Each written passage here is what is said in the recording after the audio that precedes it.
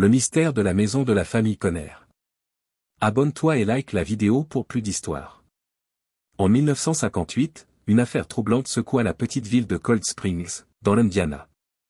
La famille Conner, composée de John, son épouse Mary, et leurs 3 enfants, emménagea dans une vieille maison isolée en dehors de la ville.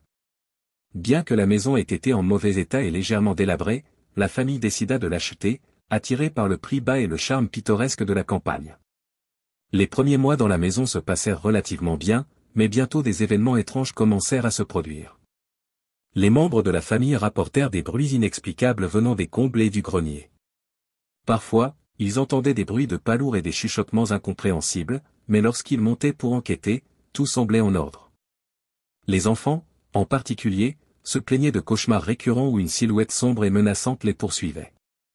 Au fur et à mesure que les mois passaient, les phénomènes devinrent de plus en plus inquiétants. Des objets se déplaçaient de manière inexplicable, des meubles étaient retrouvés déplacés, des portes se fermaient toutes seules, et des lumières clignotaient sans raison apparente.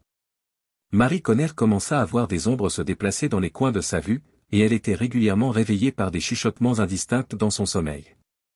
En mars 1959, la situation atteignit un point critique. John Conner, qui était sceptique au départ, commença à observer des phénomènes troublants de ses propres yeux. Un soir, alors qu'il regardait la télévision avec sa famille, il vit une silhouette sombre apparaître dans l'encadrement de la porte du salon. La silhouette semblait avoir une forme humanoïde mais avec des contours flous. Lorsque John se leva pour enquêter, la silhouette disparut instantanément.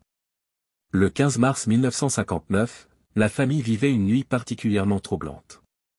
Ils entendirent des bruits de pas lourds venant du grenier, suivis de bruits de grattements provenant des murs.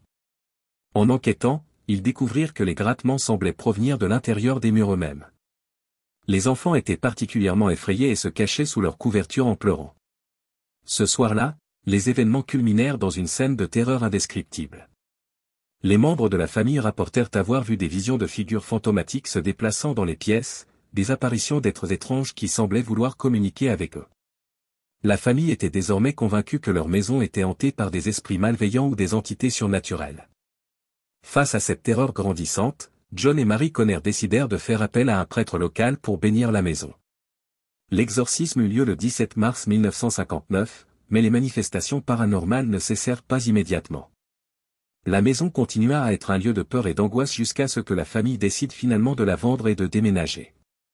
Depuis lors, la maison des Conner est devenue célèbre dans les annales du paranormal. L'histoire de la famille a été largement documentée dans des livres et des émissions de télévision consacrées aux phénomènes paranormaux.